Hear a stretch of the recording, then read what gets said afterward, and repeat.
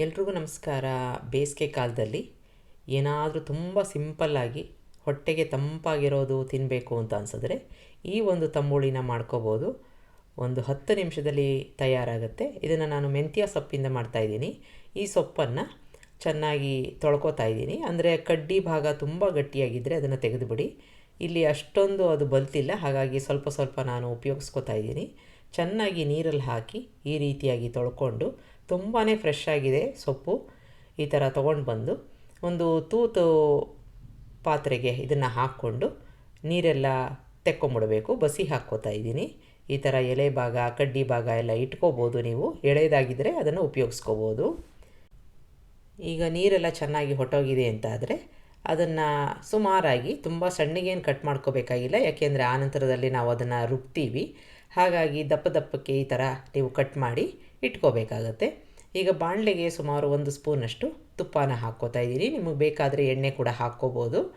ಈಗ ಚೆನ್ನಾಗಿ ಕಾದಿದೆ ಅಂತ ಆದರೆ ಇದಕ್ಕೆ ಒಂದು ಅರ್ಧ ಸ್ಪೂನಷ್ಟು ಜೀರಿಗೆ, ಅಷ್ಟೇ ಪ್ರಮಾಣದ ಮೆಣಸನ್ನು ಹಾಕ್ಕೋತಾ ಇದ್ದೀನಿ. ಖಾರ ನೋಡಿಕೊಂಡು ನೀವು ಹಾಕ್ಕೋಬೇಕು. ಇಷ್ಟು ಖಾರ ಇಷ್ಟು ಮೆಂತ್ಯ ಸೊಪ್ಪಿಗೆ ಸಾಕಾಗುತ್ತೆ. ತುಂಬಾ ರುಚಿಯಾಗಿರುತ್ತೆ, ಪರ್ಫೆಕ್ಟಾಗಿರುತ್ತೆ. ನಾವು ಮೆಣಸಿನ್ಕಾಯಿ ಹಾಕ್ತಾಯಿಲ್ಲ, ಮೆಣಸು ಏನು ಹಾಕಿದ್ದೀವಿ ಅದೇ ಖಾರ ಇರುತ್ತೆ ತಂಬುಳಿನಲ್ಲಿ.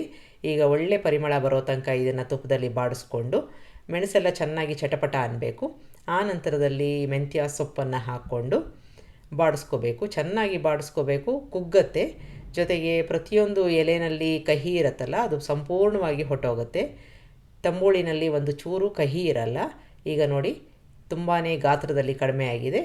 ಆರಿದ ಮೇಲೆ ಇದನ್ನು ನಾವು ಮಿಕ್ಸಿ ಜಾರ್ಗೆ ಹಾಕ್ಕೋಬೇಕು. ಈಗ ಇದನ್ನು ಹಾಕ್ಕೊಂಡು ಇದ್ರ ಜೊತೆಗೆ ಒಂದು 1/4 ಕಪ್ನಷ್ಟು ಕಾಯಿ ತುರಿ